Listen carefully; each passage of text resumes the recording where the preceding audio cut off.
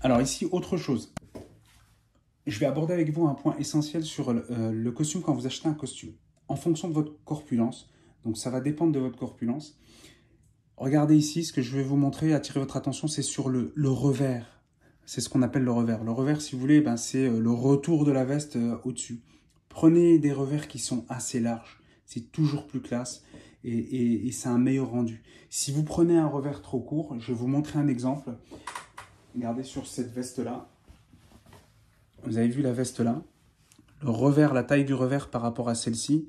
On est sur un revers qui est trop court. Tout dépend de votre corpulence. Si vous avez une corpulence qui est plutôt, si vous êtes plutôt fin, à ce moment-là, le revers court, c'est pour vous.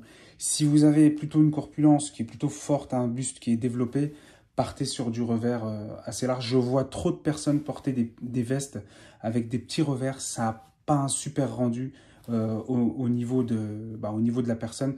Surtout si vous êtes pas, voilà, si vous avez un buste assez développé. Donc mon conseil, c'est vraiment d'aller sur des revers qui sont assez généreux pour pouvoir donner un volume et de la prestance plus importante à votre costume.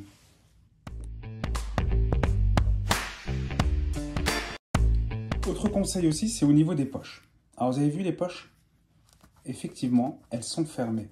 Elles ne sont pas ouvertes. N'ouvrez jamais vos poches. Pourquoi? Parce qu'en fait, votre costume, à partir du moment où vous l'achetez, donc il vous cintre super bien, surtout au niveau de la taille.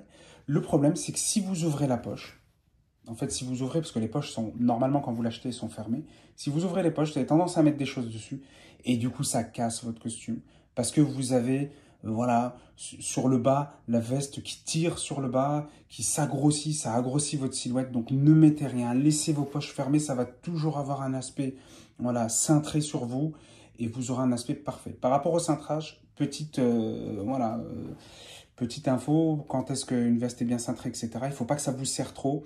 La veste, toujours, vous passez le point au milieu, vous fermez le premier bouton. D'ailleurs, dans un costume, on ferme que le premier bouton, si vous voulez donner un aspect un peu plus formel. Sinon, vous pouvez la laisser ouverte, c'est décontracté, c'est même mieux.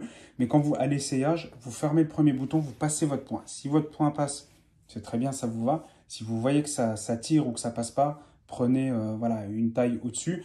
Faites attention aussi au niveau des épaules, hein, tout dépend du rembourrage des épaules. Il faut que ce soit proportionnel par rapport à votre silhouette. Donc ça, c'est un autre point également à surveiller.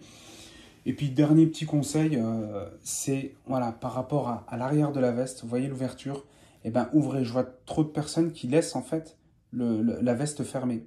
Mais en fait, c'est juste quand vous l'avez achetée, elle est fermée. Donc il faut déboutonner en fait cette veste, enfin ouvrir la couture et laisser la veste. Parce que sinon, quand vous allez fermer le bouton, ça va trop vous serrer, ça va tirer la veste vers l'arrière et puis ça va pas avoir le bon rendu. Alors jusqu'où s'arrête une veste? Ben, elle s'arrête en dessous des fesses. C'est-à-dire que là, au niveau de du bas de la veste, ben, quand vous essayez le costume, vous vous retournez. Et il faut vraiment que ça s'arrête juste en bas de vos fesses, entre le bas des fesses et le début de la cuisse ou de l'ischio-jambier. Donc vraiment, voilà, pour avoir une coupe parfaite.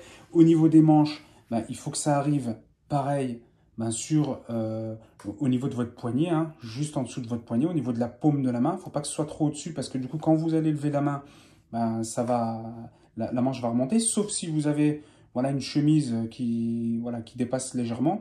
Si vous mettez des boutons de manchette, c'est autre chose, mais voilà, ce n'est pas le cas de tout le monde. Donc voilà, et puis pensez pareil à déboutonner, enfin en tout cas enlever la couture sur les manches, parce que ça le fait pas trop quand on voit une surpiqûre. Donc c'est pas le modèle qui est comme ça, c'est juste qu'il s'est protégé. Et puis que quand vous l'achetez, ben, il faut enlever. Bon, je le dis, c'est des points essentiels pour débutants, parce qu'on peut se poser la question.